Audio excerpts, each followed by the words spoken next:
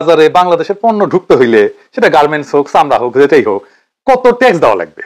মানে আমেরিকা তার দেশে ঢোকা সব পণ্যের উপরে অতিরিক্ত ট্যাক্স বসাবে সব দেশে। আগে এই ট্যাক্স ছিল 0 বা 5%, সেইটার ট্যাক্স বা ট্যারিফ হয়ে যাবে 20% বা 30% বা তারও বেশি। এটা হুদাহুদি করে নাই, তারা কইতেছে এটা রিসিপ্রোকাল ট্যারিফ, মানে তুমি যেমন ট্যাক্স বসাও আমার পণ্যে, আমি তেমন ট্যাক্স বসাবো তোমার পণ্যে। মানে বাংলাদেশ যদি আমেরিকান পণ্যে 30% ট্যাক্স দেয় ধরে, তাহলে বাংলাদেশি পণ্য আমেরিকায় ঢোকার জন্য 30% ট্যাক্স দিতে হবে, নাও হাঙ্কি পাঙ্কি। তো এই ট্যারিফ বসায় আমেরিকা থামে থাকে নাই, তারা আলাপ আলোচনা শুরু করছে দেশগুলোর সাথে। অনেক দেশ আলোচনা করে ট্যারিফ কমায়ও নিছে, শুল্ক কমায় নিছে আর কি। যারা কমায় নিছে তারা এমন কোন বাণিজ্য সুবিধা দিছে আমেরিকাকে যার জন্য ট্যারিফ কমাইতে পারছে। এটা একটা বার্গেনিং টুল আর কি, এটা দিয়ে বার্গেনিং করিচ্ছে আমেরিকা। বাংলাদেশের আলোচনা চলতেছে, এটা আগামী 31 তারিখের মধ্যে ফাইনাল হবে, মানে 2-1 দিনের মধ্যেই আর কি, যে বাংলাদেশ কত পাইতেছে ট্যাক্স বা ট্যারিফ।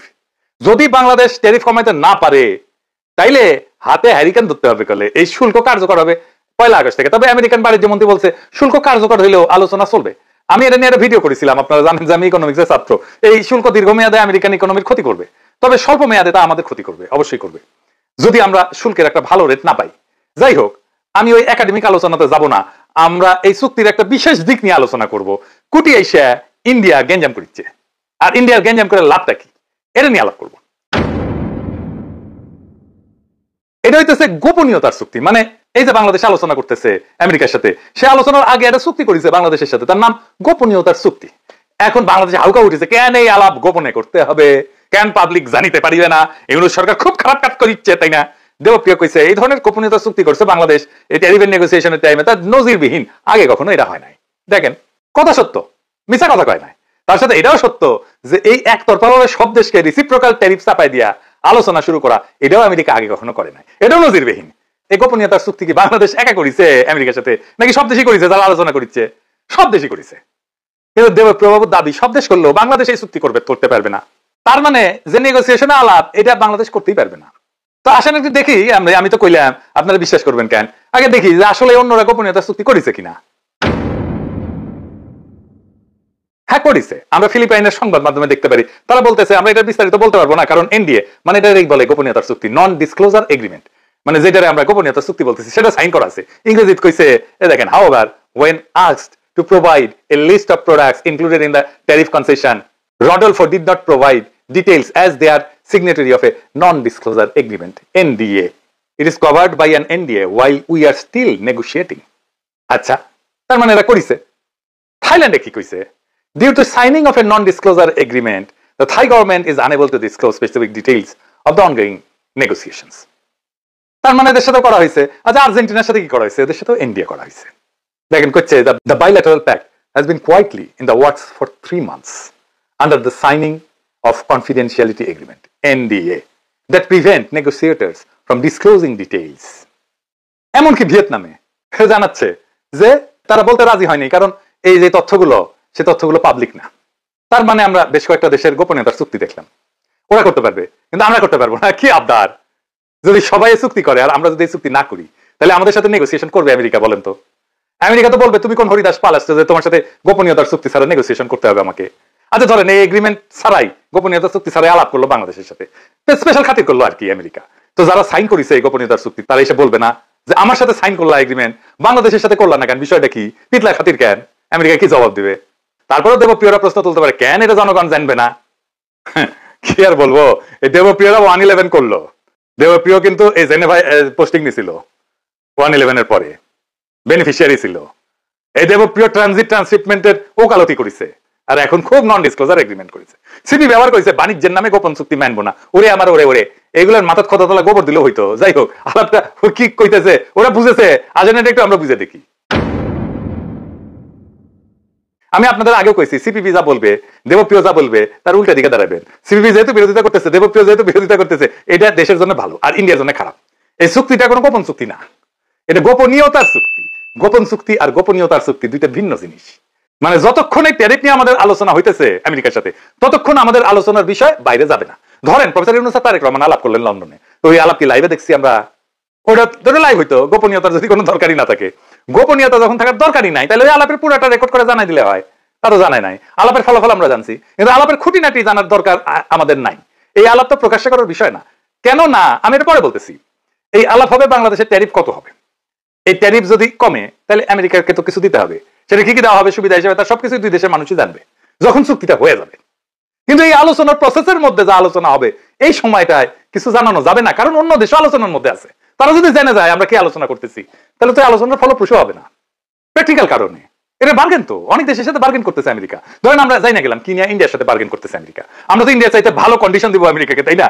খুবই ন্যাচারাল এটা। তো বাংলাদেশ যা দিতেছে আর পাইতেছে এটা আমাদের সাথে যারা কম্পিটিশন করে আমেরিকার মার্কেটের জন্য তারা যাই না গেলে তো আমাদের বিপদ, আমরা তো নেগোসিয়েশন করতে পারবো না।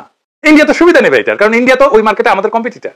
বাংলাদেশ যদি যুক্তরাষ্ট্র বা পশ্চিমা শক্তির কাছে ফেভারেবল ট্যারিফ না পায় তাহলে সেই শূন্যতা পূরণে ভারত চূড়ান্তভাবে উপকৃত হবে, অর্থনীতিতে হবে, রাজনীতিতে হবে এবং আঞ্চলিক প্রভাব বিস্তারে হবে।